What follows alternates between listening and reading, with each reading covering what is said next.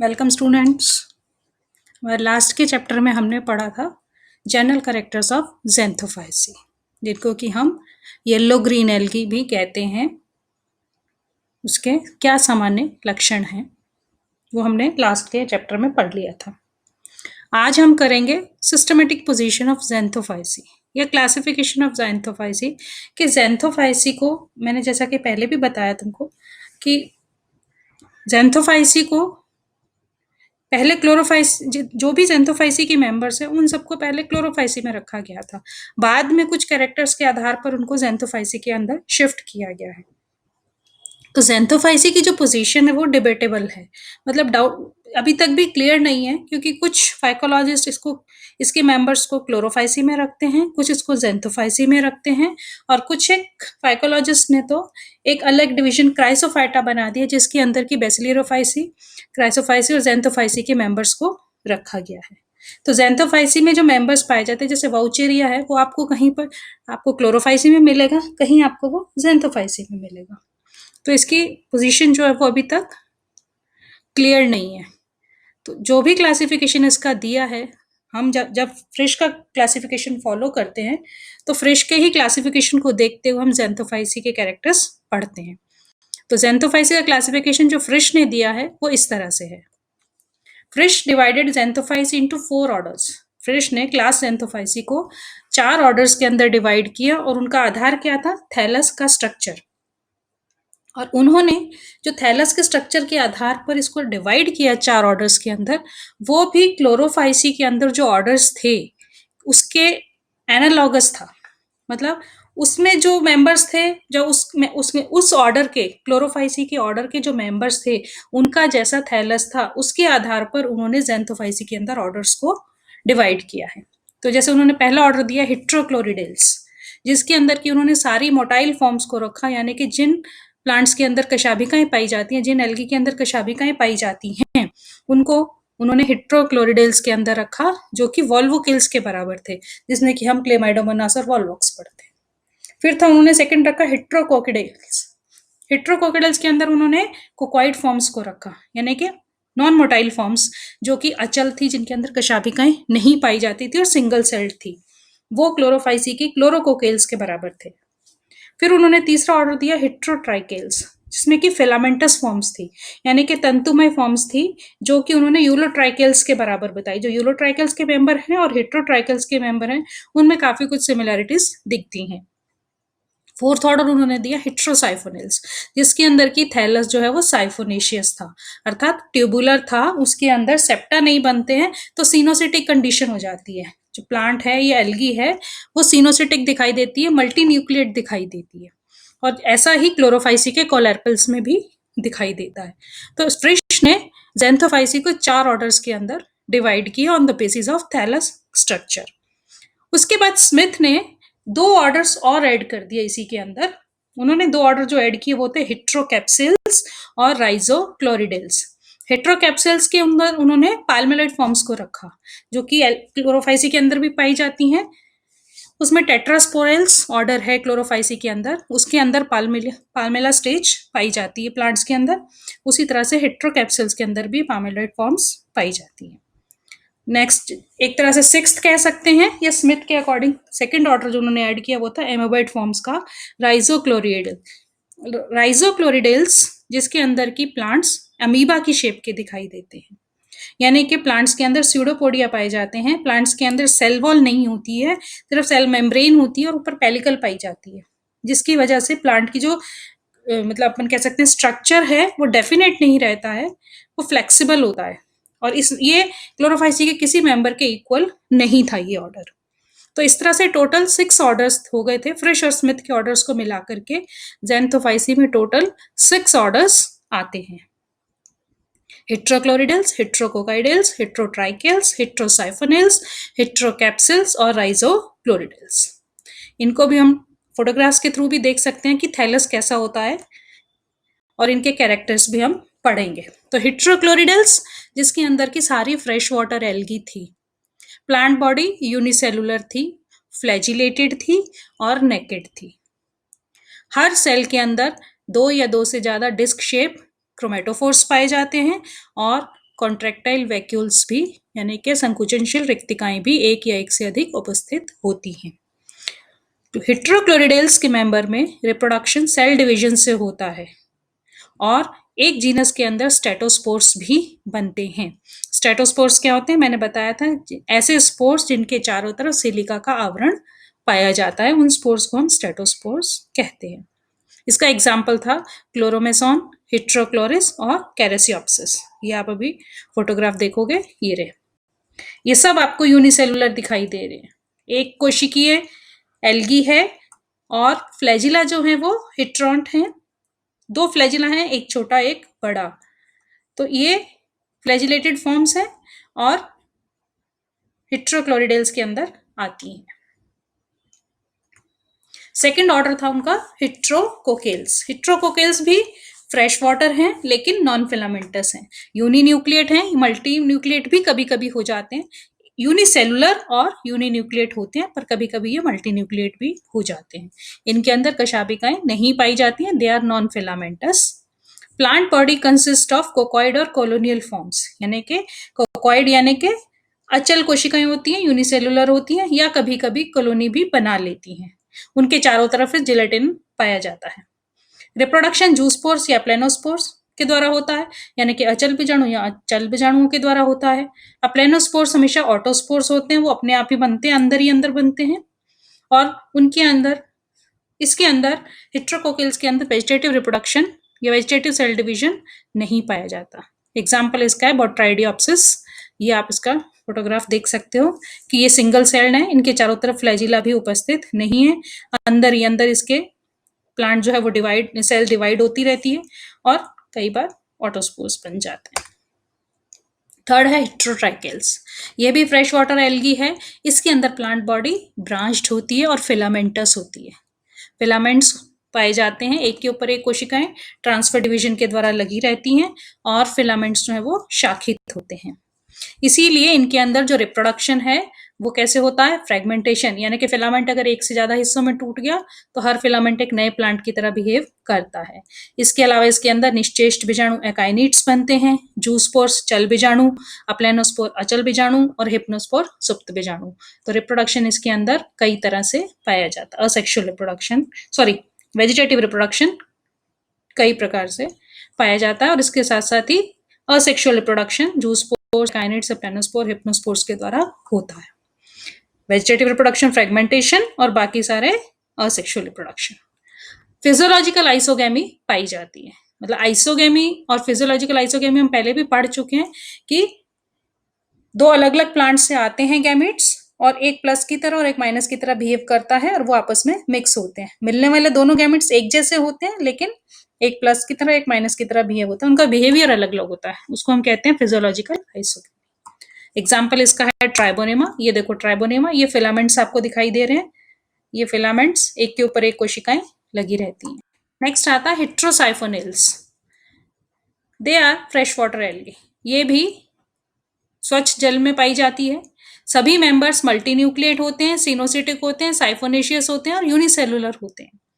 इसके मेंबर्स बहुकेंद्रकीय, समकोशिकीय, साइफोनेशियस यानी कि नलिकाकार और एक कोशिकीय होते हैं, यानी कि एक कोशिका पाई जाती है, उसके अंदर बहुत सारे न्यूक्लियस पाए जाते हैं जिसके कारण की वो समकोशिकीय स्थिति आ जाती है। और सेक्सुअल रिप्रोडक्शन इनमें जूस्पोर्स, प्लेनोस्पोर्स और हिप्नोस्पोर्स के द्वारा होता है। सेक्सुअल रिप्रोडक्शन आइसोगैमस से लेकर ऊगैमस प्रकार का होता है, मतलब तीनों तरह का पाया जाता है और ये क्लोरोफाइसी में कोलेरपिल्स के बराबर माना जाता है इसको। एग्जाम्पल इसका है बोट्राइडियम और वाउचेरिया। ये हम पढ़ेंगे। वाउचेरिया इसके अंदर आप देखो, ये पूरी एक ही कोशिका है, इसके अंदर बहुत सारे न्यूक्लियस और क्रोमेटोफोर्स होते हैं लेकिन सेप्टा नहीं होते, तो पूरी की पूरी सेल एक ही दिखाई देती है। हेट्रोसाइफोनस। और लास्ट आता है हेट्रोकैप्सिल्स, जिसके अंदर की फ्रेश वाटर एल्गी है ये भी, लेकिन इसके अंदर कॉलोनीज पाई जाती हैं। ये कॉलोनीज पामेलॉइड कॉलोनी कहलाती हैं, जो कि डेंड्रॉइड भी हो सकती हैं, डेंड्रॉइड के बराबर होती हैं। रिप्रोडक्शन फ्रेगमेंटेशन एकाइनेट्स और जूस्पोर्स के द्वारा होता है। एग्जाम्पल इसका है क्लोरोगिया और ग्लियोक्लोरिस। ये देखो आप, छोटी छोटी कोशिकाएं एक कॉमन शीट के द्वारा ढक जाती हैं और एक कॉलोनी का निर्माण करती हैं, जिसको कि हम। लास्ट आता है राइजोक्लोरिडेल्स। राइजोक्लोरिडल्स के भी ज्यादातर मेंबर्स फ्रेश वाटर हैं, लेकिन इनके अंदर राइजोपोडिया पाए जाते हैं, स्यूडोपोडिया पाए जाते हैं, और स्ट्रक्चर जो है वो इमीबिया जैसा होता है। और कई बार छोटे छोटे प्लांट्स जो हैं, कई बार सेल्स जो हैं आपस में मिल करके एक दूसरे से साइटोप्लाज्मिक स्ट्रैंड के द्वारा भी जुड़ जाती हैं। सेल्स जनरली यूनिन्यूक्लिएट होती हैं और कभी कभी मल्टीन्यूक्लिएट भी होती हैं। इनके अंदर एक या एक से अधिक क्रोमेटोफोर्स पाए जाते हैं, और रिप्रोडक्शन सेल डिवीजन जूस्पोर्स, एप्लानोस्पोर्स और स्टेटोस्पोर्स के द्वारा होता है। एग्जाम्पल इसका है क्लोरोरैक्योन। ये आप देखो कि इसके अंदर ये एक सेल है, ये आपको सेल्स दिखाई दे रही हैं, कई सारी सेल्स, इनके साइटोप्लाज्मिक स्ट्रैंड्स हैं जो कि आपस में जुड़ करके डेंड्रॉइड टाइप का स्ट्रक्चर भी बनाते हैं। राइजोक्लोरिडेल्स ऑर्डर के अंदर ये आप देख सकते हो, ये जो है ये साइडोपोडिया स्यूडोपोडिया कहलाएंगे। ये सेल का स्ट्रक्चर चेंज होता रहता है, और इसके अंदर ये क्रोमेटोफोर्स हैं, सेंटर वैक्यूल है, और ये साइटोप्लाज्मिक स्ट्रैंड्स है जिनसे कि कोशिकाएं आपस में जुड़ जाती हैं। तो ये थे 6 ऑर्डर जो कि ज़ैंथोफाइसी के अंदर पाए जाते हैं। अब जैसा कि कहा कि क्लोरोफाइसी के कैरेक्टर्स से बहुत सिमिलैरिटी रखते हैं इसके मेंबर्स। क्लोरोफाइसी में जो कैरेक्टर्स पाए जाते हैं वो उससे ज़ैंथोफाइसी में भी बहुत सारे कैरेक्टर्स सेम होते हैं, लेकिन फिर भी बहुत सारे कैरेक्टर ऐसे हैं जो कि इसको क्लोरोफाइसी से अलग करते हैं। वो कौन से कैरेक्टर हैं जो इसको क्लोरोफाइसी से अलग करते हैं, पहले हम वो देखें। तो इसका सबसे पहली बात, क्लोरोफाइसी ग्रीन कलर की होती है और ये येलो ग्रीन कलर के होते हैं। ज़ैंथोफाइसी के अंदर क्लोरोफिल बी नहीं पाया जाता, जबकि क्लोरोफाइसी के अंदर क्लोरोफिल बी उपस्थित होता है। ज़ैंथोफाइसी में क्लोरोफिल ई पाया जाता है, जो क्लोरोफाइसी के अंदर नहीं होता। क्लोरोफाइसी के अंदर कैरोटीनॉइड्स कम होते हैं और क्लोरोफिल ज्यादा होता है, जबकि ज़ैंथोफाइसी के अंदर कैरोटीनॉइड्स की मात्रा ज्यादा होती है और क्लोरोफिल्स कम मात्रा में पाए जाते हैं। इसीलिए हरा कलर जो है वो डोमिनेटिंग नहीं होता। पायरिनॉइड्स यहाँ पर एब्सेंट होते हैं। ज़ैंथोफाइसी के अंदर पायरिनॉइड्स नहीं पाए जाते, जो कि क्लोरोफाइसी के अंदर उपस्थित होते हैं। इसी तरह ज़ैंथोफाइसी में स्टार्च नहीं पाई जाती। रिजर्व फूड मटेरियल ऑयल्स के रूप में पाया जाता है, क्राइसोलैमिनेरियन के रूप में पाया जाता है, जबकि क्लोरोफाइसी के अंदर स्टार्च पाई जाती है। इसके अलावा फ्लैजिला, क्लोरोफाइसी के अंदर जो फ्लैजिला होते हैं वो दोनों एक जैसे होते हैं, आइसोंट होते हैं। यहाँ पर फ्लैजिला हिट्रॉन्ट होते हैं, यानी कि 2 फ्लैजिला दोनों अलग अलग तरह के होते हैं। इसके अलावा लास्ट जो हम कहते हैं कि क्लोरोफाइसी के अंदर मृदुत्तकीय और विषम तंतुकीय थैलस पाया जाता है, जबकि ज़ैंथोफाइसी के अंदर ना तो विषम तंतुकीय थैलस पाया जाता है, ना ही मृदुत्तकीय थैलस पाया जाता है। तो इन सब कारणों से हम ये कहते हैं कि ये क्लोरोफाइसी से विभिन्नता रखते हैं। अब आता है कि फिर जब हम इनके कैरेक्टर्स क्लोरोफाइसी से जोड़ रहे हैं कि दोनों यूनिसेलुलर भी होते हैं, कुछ इनमें कशाभिकाएं भी होती हैं, मोटाइल सेल्स भी होती हैं, क्लोरोफिल ए दोनों में पाया जाता है, तो बहुत सारे कैरेक्टर ऐसे हैं जो उसको क्लोरोफाइसी से सिमिलैरिटी रखते हैं।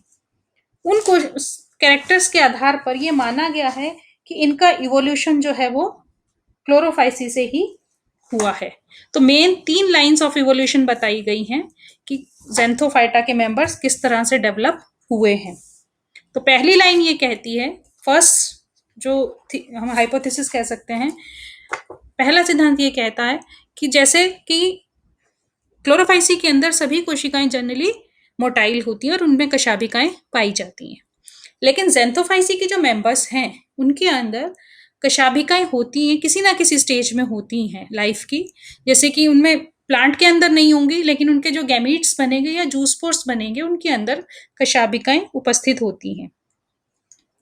तो इससे ये पता चलता है कि हो सकता है कि जो क्लोरोफाइसी की एक कोशिकीय चल कोशिकाएं हैं, यूनिसेलुलर मोटाइल सेल्स हैं, जो एक कोशिका से जो बने हुए हैं, जैसे क्लेमाइडोमोनास है, कि उनसे ही आगे चल करके उनके अंदर कशाभिकाएं नष्ट हो गई और धीरे धीरे ज़ैंथोफाइसी के अंदर मेंबर्स बनने शुरू हो गए। जैसे कि हमने देखे थे कि हिट्रॉन में सिंगल एक कोशिकीय जो हमने देखे प्लांट्स, वो सारे हो सकता है कि क्लोरोफाइसी से डेवलप हुए हों। और कुछ में कशाभिकाएं रह गई और धीरे धीरे other existent non motile unicell, धीरे धीरे उनके अंदर कशाभिकाएं खत्म होती गई तो वो कोकॉइड फॉर्म में आ गए और धीरे धीरे उनसे कॉलोनीज बन गई, कॉलोनी से पामेलॉइड कॉलोनीज बन गई और उसके बाद उनसे फिलामेंट्स बन गए, कॉलोनी से फिर वो फिलामेंट्स बन गए। तो ये एक डेवलपमेंट की लाइन है, इवोल्यूशन की लाइन है कि एक कोशिकीय चल कोशिका से, एक कोशिकीय चल कोशिका जो है मतलब कशाभिकीय कोशिका से पूरे आगे किस तरह से पहले तो फ्लैजिलेटेड, फिर नॉन फ्लैजिलेटेड, फिर कॉलोनियल, फिर पामेलॉइड और फिर किस तरह से फिलामेंटस फॉर्म डेवलप होती है। तो हो सकता है कि ज़ैंथोफाइसी का डेवलपमेंट इसी से हुआ हो। सेकेंड लाइन कहती है कि एक कोशिकीय चल कोशिका जो है उसमें धीरे धीरे उसका न्यूक्लियस बार बार विभाजित होता है, लेकिन कोशिका के अंदर सेप्टा नहीं बनते हैं, जिस कारण से थैलस ट्यूबुलर हो जाता है, साइफोनेशियस हो जाता है, नलिकाकार हो जाता है, और लेकिन सेप्टा नहीं बन पाते, इसलिए थैलस जो है वो पैरेन्काइमेटस और हेटेरोट्राइकस नहीं बन पाता। तो ज़ैंथोफाइसी के अंदर इवोल्यूशन हो रहा है, विकास हो रहा है, लेकिन विकास की दर बहुत स्लो होती है, इसीलिए उसके अंदर सेप्टा नहीं बन पाते। तो थैलस कॉलोनी तक पहुंचता है, ट्यूबुलर हो सकता है, साइफोनेशियस तक हो सकता है, लेकिन पैरेन्काइमेटस और हेटेरोट्राइकस नहीं होता, जो कि क्लोरोफाइसी के अंदर पाया जाता है। थर्ड लाइन ये कहती है कि क्लोरोफाइसी के अंदर एक प्लांट है माइक्रोस्पोरा, ये आप उसका फोटोग्राफ देख सकते हो, ये फिलामेंटस फॉर्म है माइक्रोस्पोरा की। इसके अंदर रिट्रोग्रेशन डेवलपमेंट हुआ है, मतलब धीरे धीरे जो है डिवाइड होती गई हैं कोशिकाएं इसकी और मल्टीसेलुलर फिलामेंट्स बन गए, इसी से फिलामेंटस फॉर्म्स बनी है ज़ैंथोफाइसी के अंदर। फिर यह है कि ज़ैंथोफाइसी के अंदर सेक्सुअल रिप्रोडक्शन जो है वो बहुत कम दिखाई देता है। एक वाउचेरिया है जिसके अंदर की हमें oogamous रिप्रोडक्शन दिखाई देता है, बाकी अगर सेक्सुअल रिप्रोडक्शन होता भी है तो आइसोगैमस या एनाइसोगैमस तक ही होता है। समयुग्मक ही हो सकता है, असमयुग्मक ही हो सकता है, लेकिन oogamous रिप्रोडक्शन केवल वाउचेरिया के अंदर हमें दिखाई देता है। तो इससे ये पता चलता है कि सेक्सुअल रिप्रोडक्शन का डेवलपमेंट भी बहुत कम हुआ है। Poor development of sexual reproduction and evolutionary trends indicate that members of Xanthophysi are still in evolutionary phase। इसीलिए Xanthophysi की पोजीशन जो है वो अभी तक डाउटफुल ही है कि इसको कहाँ रखा जाए। क्यों? क्योंकि इसके अंदर सेक्सुअल रिप्रोडक्शन की रेट भी बहुत स्लो है, डेवलपमेंट की रेट भी बहुत स्लो है, इन सब का, इसीलिए इवोल्यूशन भी इसके अंदर धीरे धीरे हो रहा है। अभी तक इवोल्यूशन चल ही रहा है, स्टिल इन इवोल्यूशनरी फेज, इसलिए इसको हम अभी Xanthophysi में पढ़ेंगे। लेकिन देखो अभी इसमें और क्लियर होता है कि जो भी the species now placed in Xanthophysi were formally included in the Chlorophyceae, कि जो स्पीशीज पहले क्लोरोफाइसी में थी, मतलब अभी जो Xanthophysi में स्पीशीज हैं वो सारी के सारी पहले कहाँ थी? क्लोरोफाइसी के अंदर रखी हुई थी। फिर 1899 के अंदर लूथर ने एक ग्रुप बनाया हिट्रॉन्टे, जो कि क्लोरोफाइसी के अंदर जो अनइक्वल फ्लैजिला वाले मेंबर्स थे उनका ग्रुप था। क्लोरोफाइसी के अंदर जो असम कशाभिकीय थे, यानी कि जिनके कशाभिका 2 थी लेकिन दोनों अनइक्वल थी, असमान थी, उनको उन्होंने एक अलग ग्रुप बना दिया, उसको कहा हिट्रोगोन्टे। और 1930 के अंदर एलोर ने उस ग्रुप को नाम दिया Xanthophysi। तो इससे भी क्लियर होता है कि ये क्लोरोफाइसी से ही बन निकल के आई है क्लास। फिर उसके बाद पाश्चर ने 1921 के अंदर कुछ कॉमन फीचर्स देखे Xanthophysi के अंदर, क्राइसोफाइसी के अंदर और बेसिलेरियोफाइसी के अंदर। उन्होंने देखा कि तीनों के अंदर बहुत सिमिलैरिटीज हैं, तो उन्होंने क्या किया, इस पूरे के पूरे Xanthophysi को, क्लास को उन्होंने डिवीजन क्राइसोफाइटा के अंदर रख दिया। तो इस तरह से Xanthophysi की पोजीशन आप देख सकते हो कि कहाँ है। कुछ इसको क्लोरोफाइसी के अंदर रखते हैं, कुछ इसको Xanthophysi के अंदर और कुछ इसको क्राइसोफाइटा के अंदर रखते हैं। अभी एक पॉइंट हमारा ये आता है कि ऐसे कौन से कैरेक्टर हैं जो कि क्लोरोफाइसी और Xanthophysi दोनों के अंदर पाए जाते हैं। ऐसे कौन से कैरेक्टर्स हैं जो Xanthophysi में भी होते हैं और क्लोरोफाइसी के अंदर भी पाए जाते हैं। तो उसमें आप देख सकते हो कि क्लोरोफाइसी के अंदर भी क्लोरोफिल ए पाया जाता है और Xanthophysi के अंदर भी क्लोरोफिल ए पाया जाता है।